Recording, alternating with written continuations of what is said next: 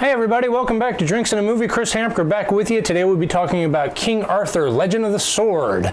But first let's start with the drink, and the drink I'm making today is the Excalibur Martini. Now I'm going to make the Excalibur Martini a little bit different than what is typically put into this drink. Normally there is chocolate liqueur, but the only chocolate liqueur I could find was a $35 bottle of Godiva chocolate liqueur, and since this is probably the only time I'll use it, I didn't buy it. So what I'm going to do is make the drink and then put a ton of chocolate syrup in there. All right, so the drink is 2 measures of vodka, 1/2 of grenadine, and 1/2 amaretto, and then a bunch of chocolate syrup, because why not? Okay, so let's start making this drink, and we'll talk about King Arthur, Legend of the Sword. King Arthur, Legend of the Sword is written and directed by Guy Ritchie and stars Charlie Hunnam and Jude Law. Charlie Hunnam plays King Arthur, and the story is essentially about King Arthur, well, becoming King Arthur. So the movie starts with Jude Law's character, Lord Vertigorn, which is King Arthur's dad's brother. King Arthur's dad is Uther Pendragon, played by Eric Bana, and he decides to take over the throne from Uther Pendragon at the beginning of the movie. And with a strange kind of montage growing up sequence, we have Charlie Hunnam show up, and he, with a ragtag bunch of rebels, tries to take back the throne from Uncle Vorty, little Uncle Vortigern, and hilarity ensues. Words. All right, here goes some chocolate magic here. Kids, Charlie and your chocolate factory, don't try this at home. Who knows how this is going to turn out, because it's supposed to be. Anyway, shake this fucker up.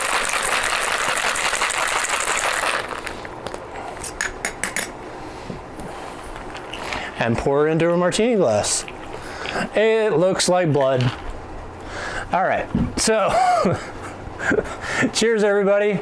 Here is to King Arthur, the Legend of the Sword, and the Excalibur Martini.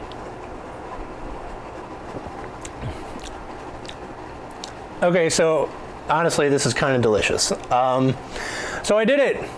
Cheers everybody. So I like Guy Ritchie movies, quite a bit actually. I really enjoyed Lock, Stock, and Snatch, and the Sherlock Holmes movies with Robert Downey Jr. are fun, but just okay to me. They're fine. And this movie, I swear, I'm straight up 50-50 on this movie. There's parts of this movie that have the Guy Ritchie London gangster style type fun in it, but it's paired with this kind of magic and sorcery, and they don't always mesh well together. So like I said before, the things that I really liked about this movie are the Guy Ritchie style type, London gangsters type stuff, and there's a couple of like heist style sequences in this movie that are, really fun and enjoyable, that I really took to and really liked. The dialogue is strange because it's very Ritchie dialogue, but it kind of works in this medieval setting. You kind of settle into it, and it turns out to be really fun.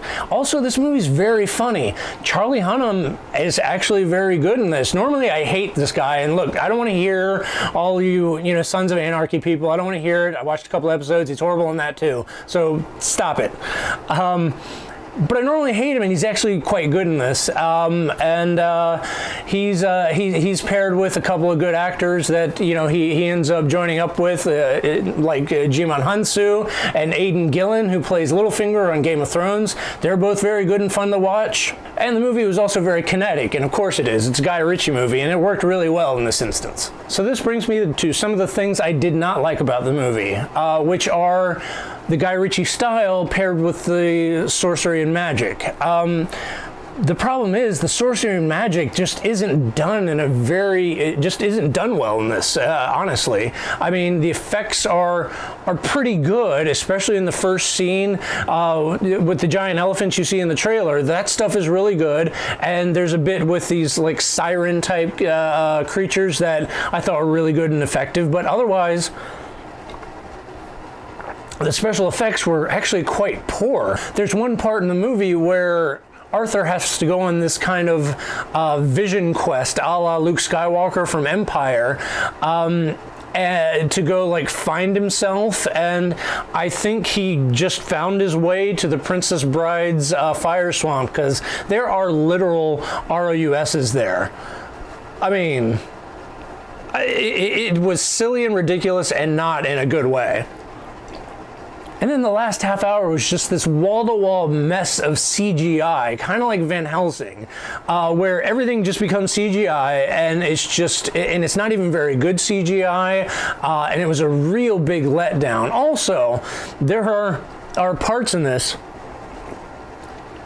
where it was as if King Arthur hit the X button on his PlayStation 4 controller and activated his sword, Excalibur, and he went into this kind of bullet time, sword time, slow motion weird effect where he goes and kills just a ton of guys, just like runs them through with his sword, and it kind of is a cool effect, but it went on for way too long, and there were parts where I couldn't tell what was going on, and it just became ridiculous. It was almost like a video game that way, and I see they were going for something different, but it just did not work at all. Look, this one's tough for me, because like I said, this is truly a 50-50 thing here, where I really enjoyed half this movie, but the other half was just kind of a mess of just, shoddy special effects and weird stuff. And yeah, like I said, 50-50. So I have to go right down the middle on this, and I'm giving this this movie 2.5 drinks out of 5. This drink is delicious. This movie's okay.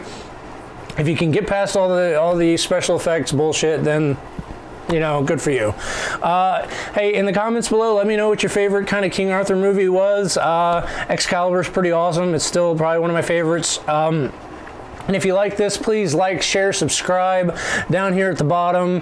Thank you so much, everybody, for joining me. Have a drink on me. Cheers, everybody.